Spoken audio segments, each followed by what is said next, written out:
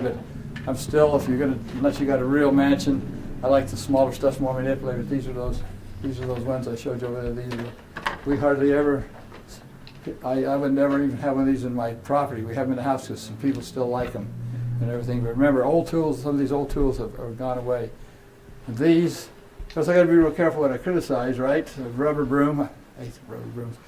Well, they get those rubber brooms and they demonstrate these rubber brooms in these conventions. These guys are so good. People are standing in line. And I go, oh man!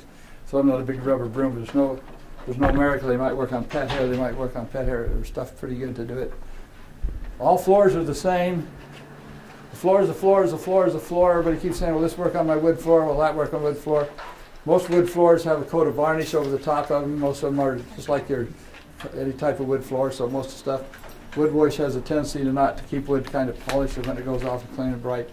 So there's top gloss is a wax. Years ago we had to put wax. The floors were old. We put a wax on. So when basically a coat of wax just like this. If I could take this, so I could pour a bucket of water on this with stuff get wet inside. No way. So that's basically, you had a floor and you had stuff on it and you come in there. So basically you put a coat of wax, which would be top gloss, would be acrylic. Put a coat of wax on the floor, and so all the wear that comes in your place, guess where it comes? It comes on that. In the old days, that stuff would get dirty, and then we'd strip it. You ever do stripping wax? Stuff out there, we'd get it. So you wax the floor, and so some of your floors need waxed a lot. It doesn't make them any slipperier if you have good wax on the floor. And again, that stuff is 10 times better than it was years and years ago to do it. I'll get stuff back where it belongs. Again, what you're seeing mostly in this store, everything here is commercial. We're doing it from the commercial end. When people come to my, I got a car, I got a little automobile with a bumper on in my museum, and nobody knows what this is. What is this? It's a giant paper clip. You make this is what you put down in your pants. Put the trees. No, there's a lot of things. I got this on the bumpers of a little car we built in there. What is it? Tell them. It's a dust mop. It's a dust mop. Yeah. You put these big mops on this thing like this, dust mop you have like that, and you put them in. Some of you might have a big gym floor, or a big garage floor, or a big thing floor. You might use a dust mop, but some people don't have it to do it. Keep coming around this way and see what we... Wherever that was.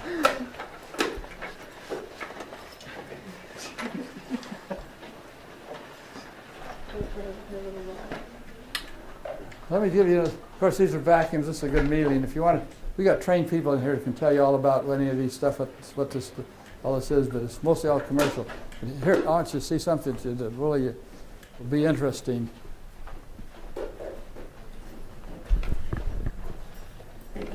When I first started this, first carpet I did was up on North 5th.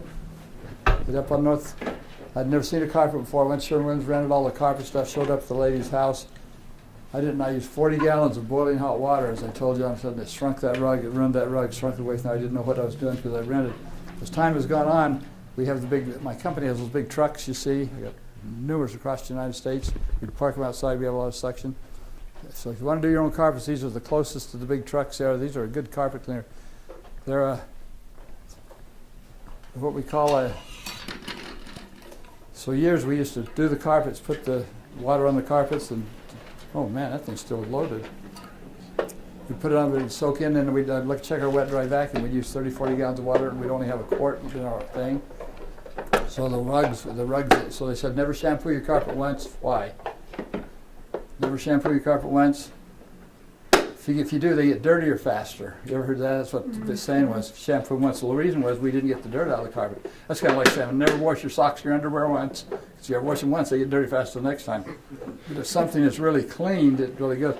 So then we came out with a thing called extraction, which is a great thing. You see, you have this thing. See how that thing went in right there, the trigger? You had the trigger in there. You shot the water in the carpet. Right when it rinsed and cleaned the carpet because you'd already pre-sprayed it. And right behind, see that section? You get most of these things they get about 80% recovery, 85%, yes. Which is phenomenal. Most of them get like 30, 40%. So if you do your carpet, you'll get almost, so you can rinse your carpet. It's really a good way to go, but I'm telling you, you don't have to go to the gym for a week after, do you? Look at the arms on that guy. He only does it once a day. But if you you want to do your own carpets, you can rent. So we started renting carpet. We made sure we had good ones. These are these still U.S. products? Sandy, yeah. Sandy, I don't know if they're the guys that make them, but they're still good, so you can rent to do this. But now that's the way all the carpets are cleaned. They're cleaned with extraction.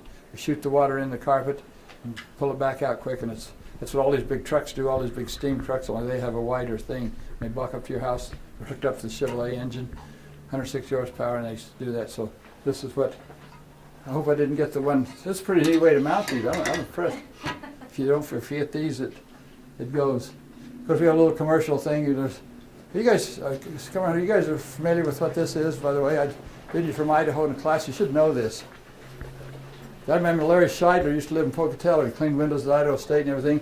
He had the idea to do a vacuum you put on your back called a coach. Larry Scheidler. He's a good friend of mine. He's a competitor of mine. Then he moved to Boise. These things are made and sold out of Boise all over the world. Boise, Idaho.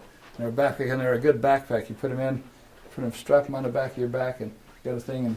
That's where we clean. Most of all our people clean carpets that way under desk. We don't use the push thing anymore to do it. So that's kind of what's new.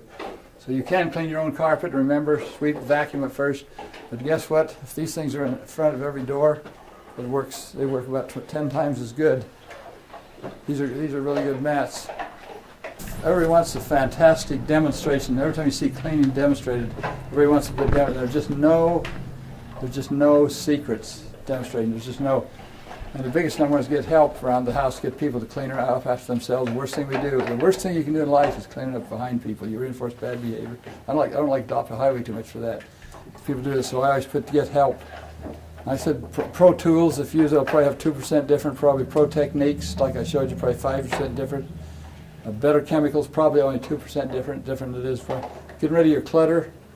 40% difference in your clean time. 40% of most all the cleaning is just junk, litter, and clutter. Too much furniture, too much stuff, too much junk, too many cleaners. And probably another thing is that book that I showed you is designed for it to do it. So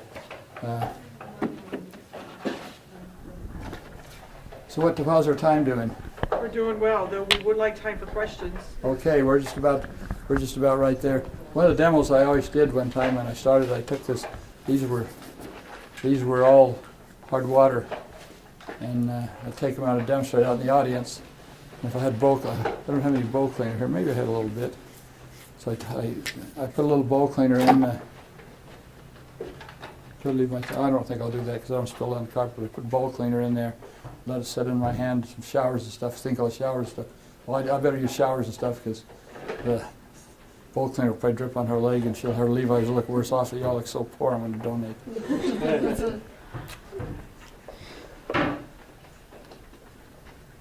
Open it up and put a little on here. Don't put it on his head because anyway, you find a little bit like that. Start looking at what happens with that stuff pretty soon. Just almost instantly. If I could put a little cup of that and drop your ring or drop your plastic or necklace down in here, pretty soon this stuff just goes away. That's what you do with hard water. When you show people that, if people get in there scrubbed and show all these miracle things and everything else, everything is a technique to do it. You know, if you spill oil on your carpet where your car drips, underneath the thing, you can clean that with everything you want to clean and you won't do it. But guess what you can do? Go get a little can of paint thinner, which is starter solvent, touch that and that oil will just disappear because you match the base. It's like a stain. You know, you get a stain on your shirt and you say, man, we'll try soap, try everything else. There's either soap will do it, or maybe a pair of scissors will all get that stain out. You get it to everything, so I better get the rest of these out of my hand. Anyway, you can use the. I don't know if I got your squeegee or my squeegee on it. I hate to take your squeegee away. So all you want to go in the cleaning business now, right? Well, you clean at home. You're going to clean at home a lot. And by the way, I didn't mention it. Get help around the house is a huge thing, and it's not a woman's job to clean. You know, kids. Worst thing you can do. To clean up after people, take care of the mess. You know, I'm trying to get people in the schools to clean up after themselves and everybody, and I speak at a lot of superintendents and principals conventions, and I said, what's the most important thing that kids can leave school with? What is the most number one to know? Is it computers, geography, arithmetic, math? What is the most important thing? The number one, if you know it, you're going to be successful. Hardly any people believe that. I am responsible for my outcome, spiritually, emotionally, financially. When you believe You are responsible for your outcome. It's not God, it's not your parents, it's not your teacher, it's not Idaho State, it's not the government, it's you. When people learn that, so how can best that you learn to be responsible for your own life? You learn to clean up your own mess. Nothing wrong with making a mess. There's a good quote for you. Leaving a mess is what is wrong. And if you're gonna accomplish anything in this life, anything, you're gonna make a mess and you're gonna make a mistake. But leaving a mess, if you build anything great, the greater the statue, the worse the mess underneath it, generally the chippings. And to do that, so there's no, there's just no magic bullet. That's all there is to it. And it's a whole bunch of little things. Now, as I told you, start off in the mats and using a couple of these things and spray bottle. You start adding all that up together, and pretty soon cleaning is just a few minutes. The kids like to do it and everything. And I'll tell you the last thing, if it's convenient, guess what? You'll do it and I'll do it and everybody. But even I'm so disciplined, but if it's not convenient, guess what? It's like eating food or anything else. If it's convenient, you eat it. If it isn't, you don't do it. And you don't. So cleaning's the same way. So did you learn anything? Yes. Not I'm good. actually going to squeegee to clean the windows. Yes, that's just exactly what you do. You buy one in your life. And as pretty as you are, you can get out and start cleaning windows. I can just see you out there. You'll have a whole line of people out there cheering for you. Go, let it go. You can clean the window. I taught a college course up to Coeur d'Alene once, and I had about 35 people, 40, 3 homemakers, other people. Most of them never been, it's just a course. And some 19-year-old kid, I said, you can do this, and he didn't show up for class for 3 days. The kid had been on drugs. He was short of a feather short of a whole headband. Just when he come running into class, he'd made $180 doing that stuff. But he just went out and started cleaning windows. Well, clean that window for $30. Go do it, kid. Windows are simple to clean if you got a good tool like it. You can't miss. If you got one of these good tools, I don't know. They're higher. They say $10 or $12. They're probably more than that now to do. These are probably. Kids are 20. He's how old I am. Last time I bought Levi's, they were $3.19. That was in 1951. So but any of these, once you have these, you can take these, and if you had to ruin the blades, you can come get those blades. That'll last you the rest of your life. I mean, you're really smart. That's right. Go get a squeegee, and you can do all your own windows, and you can do it for money too. Especially if you're fast, and never do by the hour. Don't ever work by the hour. Work by the job if you're going out to clean windows, because people think you're only worth $3 or $4 an hour, and you need to make 30 or 40 cleaning windows, and you can, or 80. I'm not kidding. You can. You just disbelieve me. You believe me, right? Yeah, she's a little taller than you. She can throw it in a big ladder for you. Won't break as many windows. Questions? Oh, do you like Kirby's? Kirby's a good vacuum cleaner. They're forever. Okay. They're hard to push. They're big. They're ugly. And I get about one, and they're way overpriced. But boy, they are just a Doris Day, apple pie, baseball. They are. It's our museum. As I said, I got that Kirby to have all of. They say they have all the taxes. So I get about 2 Kirbys a month. They're good. They last forever. But they're big and they're heavy. But they're well marketed. It's like anything else. It's like a big truck. There's easier ones than everything else. But people like Kirby's, and they sell good. My mom is so tight she wouldn't go 10 miles to do anything. Unbelievable woman. So I give her a Clark, one of the finest vacuums you could ever get in a life. You get in a lifetime, because I knew Clark Company, and just right for her trailer. About 3 months later, I go there, and there's a brand new Kirby sitting there. She paid $900 for it. And I'm going, you got to be kidding, Mom. Oh, the kid was so nice. So either some of you that sold Kirby's, have Kirby's, own Kirby's. You get a few in here to fix, right? Yeah, I have one in here today. And they're a big old good machine. They last forever, but people don't like them because they're heavy, and we're getting to be a society of that. So, yeah, I know Kirby people good, and they're good. In my museum, that's all I show at front's that big Kirby and all those Kirbys, and that's why I have all the things like that, because everybody's either owned a Kirby, had a Kirby, sold a Kirby, everything else. You look intelligent. You know how you can tell intelligent men know anything, go, well, the hair off their head, so you're getting it. You don't have anything to laugh about, buddy. Your hair's growing back down a little further to do it. Do you have any recommendations for, so I spilled some soup on my favorite shirt, and I've tried everything. And it's got like this little dark oil. Probably if you've tried something to dry clean everything, you got a stain. It's an interesting thing. I see people will try everything, and they'll buy $9 worth of cleaners and everything trying to get this done. And I take my shirts, I hate to say this, but right across this Asian laundry across it, they got the steam guns and everything, and they're fast and easy. I watch somebody will just get a little stain on something that's only worth $4, a little vest, and they'll work an hour on it and ruin it generally. So sometimes there's cheaper, better, quicker. They got stain guns, everything. I'll take it out if it's a good shirt.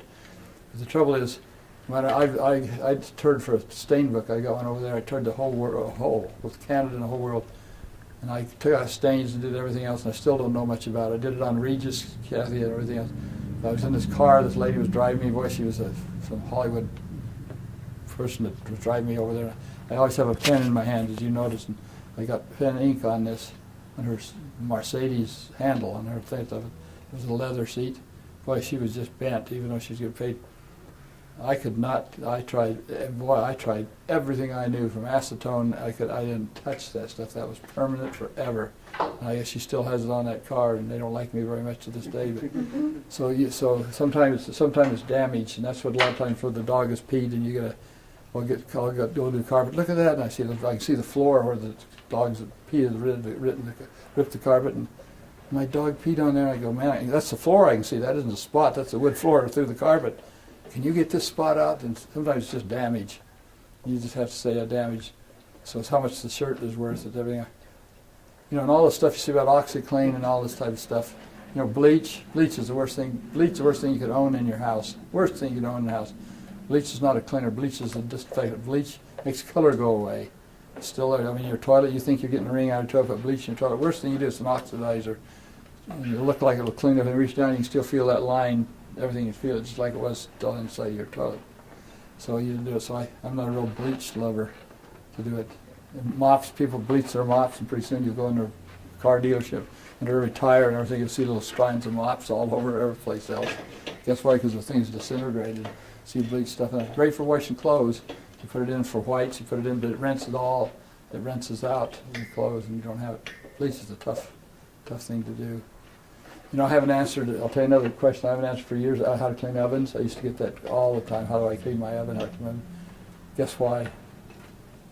I've done them for 15 years, I think. Ovens used to really be a pain in the butt for people.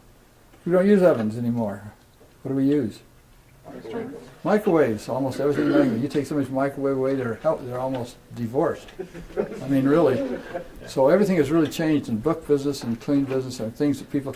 And people aren't cleaning their houses like they used to. Families are smaller, and the women are working more, so they're not home, so nobody's home in the house, and maids are cheaper, and people just aren't that gung-ho about cleaning their house anymore. Before, if you didn't clean, you weren't a real woman unless you could really clean. Now, care less if the guy can't clean, kick his butt out of the house, you know, whatever it is. So, good question. That's good. Inside of your washing machine, how do you clean, when it gets, it smells, not that so good? I don't know, my boyfriend works in a shop, so, when he turns his clothes inside out, there's still, a smell of, grease or oil or whatever it is, and so I always just run, hot water on an empty cycle, but I don't know if I should do that. I just do it hot water it doesn't do any good better. because you don't penetrate, you don't release the dirt and everything else. You need to spray that with a good cleaner. And generally it's a soap or just an alkaline cleaner of some kind, and scrub it with a pad. You just put that in there and spray that thing, let it set a minute, scrub it with one of these pads. That stuff will come off. That's just gunk. It isn't.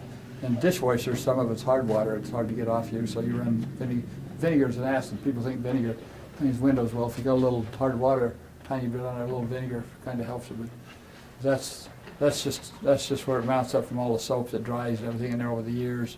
You can just spray some cleaner and let it set, and then clean it. Let it set again and rinse it. It'll just be clean as clean. Without any worry at all.